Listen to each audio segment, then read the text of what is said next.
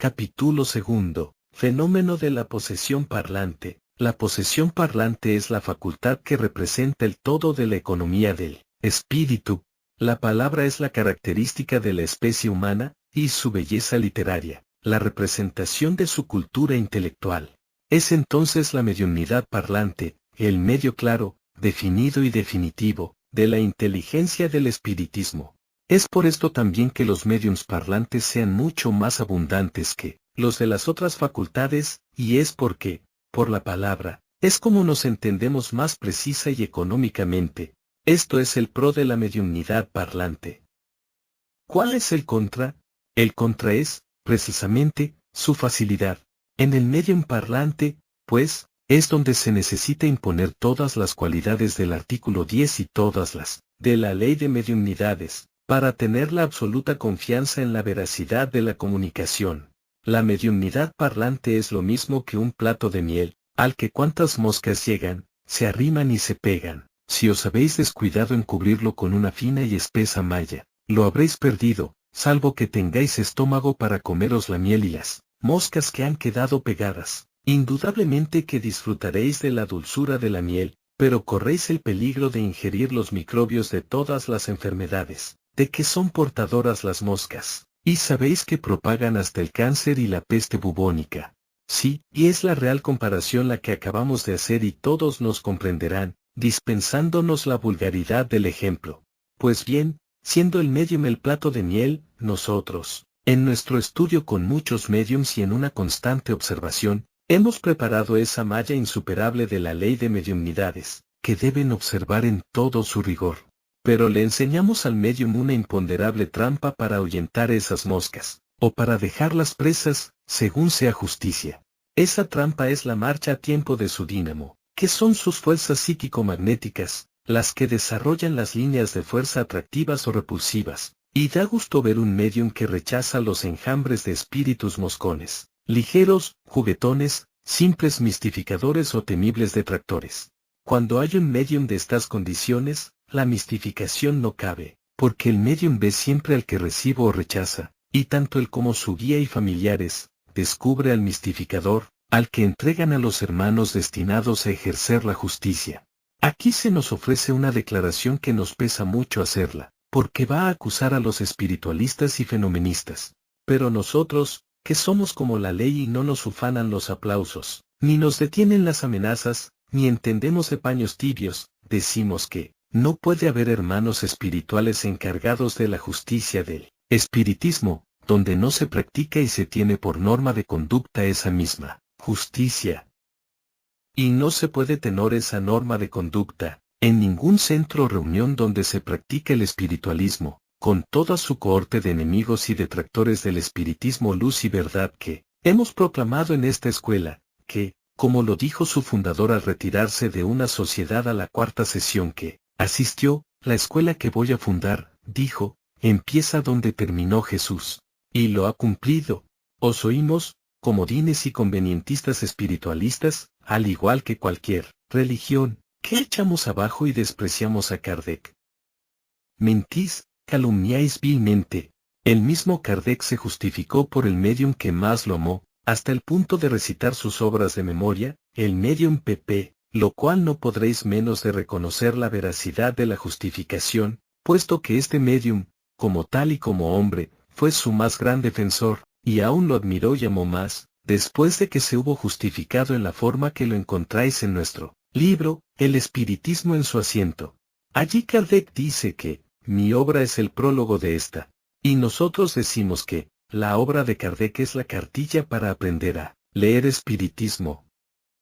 ¿Qué más queréis que lo justifiquemos? Podréis desconocer que teniendo Kardec que hacer su obra con lo que recogía de todas partes, habría de haber forzosamente mucha mistificación, de lo que él no es culpable, y que además su obra no es más que la voz de alerta humanidad. ¿Qué llega el espiritismo? Os conviene ateneros a lo que Kardec dice en aquellas justificaciones y obrar. En consecuencia, el medium parlante es el instrumento más importante, como importante es el habla para entender a los hombres, y es de absoluta necesidad que sea lo más ilustrado posible en letras y buena dicción y aunque posea los rudimentos de muchos idiomas, como expusimos al hablar del poliglotismo, y tendréis las gratísimas sorpresas de escuchar saludos en idiomas propios del espíritu de cualquier otro mundo. El desarrollo del medium parlante es también más dulce y fácil que las otras mediumnidades, pero hay un periodo muy delicado y peligroso de viciarse, el animismo, en el que el mistificador y el detractor tratan de hacer su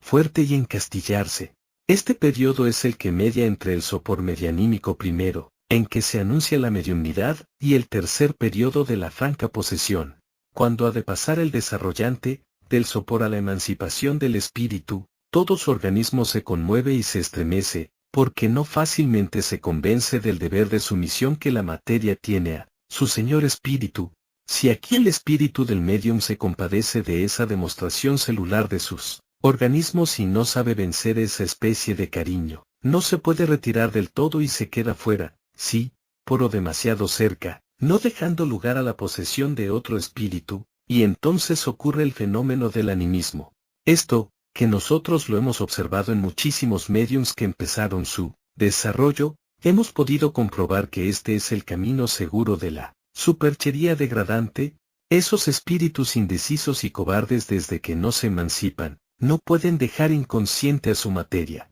Y como se arriman los espíritus ligeros y traviesos, al encontrar al médium sensible por la no entera emancipación del espíritu propietario, esos inspiran y hacen hablar al médium, que si no sois expertos y bien avisados, pasáis porque hubo una posesión, donde solo fue animismo. El amor propio del espíritu cobarde impone silencio a su materia y nada sabéis de lo que ha pasado. En otra ocasión sucede igual, pero esos espíritus ligeros, burlones y malos, servidores de los grandes detractores, ya les han preparado el camino y el detractor suple a los burlones en la inspiración del animismo del médium, mientras que los burlones, como enjambre de chiquillos, se burlan del espíritu cobarde, al que sus mismos guías abandonan, para no hacerse cómplices y habréis recibido una mistificación. Pero llegamos al tremendo caso de que ya el médium está enviciado en su animismo y los ladinos detractores y sus serviles juguetones lo rodean, pero no le inspiran, ni dejan que el espíritu propio entre en su materia, pero hacen renacer en la materia del mal médium el amor propio. Y como está consciente, ve que lo esperáis y cree que se desprestigia, porque no hay posesión y, oh desgraciado, finge posesión y ya tenéis la superchería, que no la dejará nunca, siendo esta la falta imperdonable, porque es la vergüenza mayor que puede sufrir el espiritismo. En este punto hemos sido tan inexorables que, varios médiums tomados en la superchería, hemos buscado el momento de que observaban nuestra actitud y los hemos sorprendido, fulminándolos magnéticamente, quedando desde ya acusados a la justicia del espiritismo, y con su sentencia y nuestra fulminación han sido anuladas sus facultades. Si tienen valor esos espíritus, pueden justificar lo que exponemos y serla su rehabilitación. De algunos ya hemos recibido su confesión pública, aconsejando a los médiums, antes la muerte que dejaros caer en la superchería. De la mistificación, puede ser en algún caso responsable el médium, pero de la superchería, es siempre culpable. En la mistificación, puede el médium tener todas las atenuantes, pero en la superchería, es siempre miserablemente culpable. En los médiums que empiezan su desarrollo, hay que infundirles valor y conocimiento de su deber y alta misión y la justicia que vela por ellos, no pudiendo sucederles nada malo, si ellos mismos no lo provocan con su cobardía, o también con su demasiada confianza, que los haga imprevistos, pues debe siempre el médium estar en el término medio de esos dos graves extremos, aun en los casos de observar una buena influencia de ambiente, pero la mayor confianza del médium será la psiquis y conocimiento del director y educador del médium, en el conocimiento inmediato de las posesiones y la prontitud con que sabrá acudir en los casos de lucha del médium, cuando está en su desarrollo. Cuando el espíritu del médium ha visto la defensa que le hicisteis y vuestra justicia y pureza de intención para la práctica del verdadero espiritismo, entonces se aleja tranquilo y no hay lugar a mistificaciones y jamás la superchería tendrá entrada. El comienzo de las sesiones jamás debe de ser de un modo ritual, ni místico, ni licencioso, ni lúgubre, ni de modo alguno que no sea la naturalidad, como si se trata de entrar en una clase de estudio. Ninguna idolatría en absoluto debe verse en la sala a personajes de ninguna especie, porque aunque como es justo se rememore a un hermano ejemplar, no lo tendréis con vosotros si lo sometéis a idolatría, porque entonces no lo honráis. Las oraciones y evocaciones es hora de abolirlas y desecharlas. La sesión se empieza con un punto de lectura de la doctrina, de la filosofía, en sus infinitos puntos, y mientras esa lectura, que ha de ser bien leída, con unción y arte y pronunciación conveniente, de estudio y observación, mientras la lectura, digo, en que el público está atento, como naturalmente magnetizado, que así es verdad,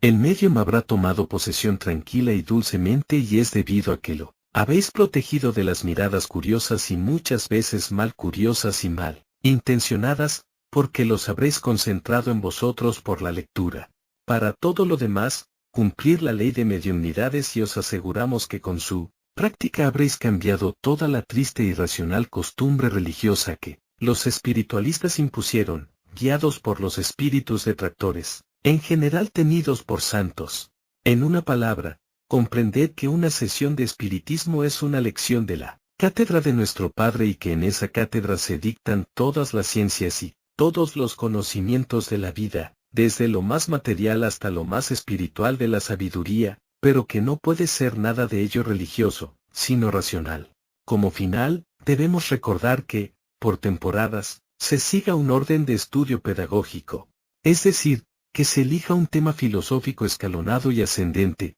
empezando la sesión con un punto de lectura del asunto y en esa forma, obtendréis uno o varios espíritus conferenciantes, maestros de la materia, para lo cual hemos dispuesto los libros de esta escuela, siendo interminables de estudio el origen del magnetismo y la filosofía austera racional, estos libros que abarcan la doctrina espírita completa y todas las ciencias con la vida y la creación, de lo que los médiums parlantes son los intérpretes.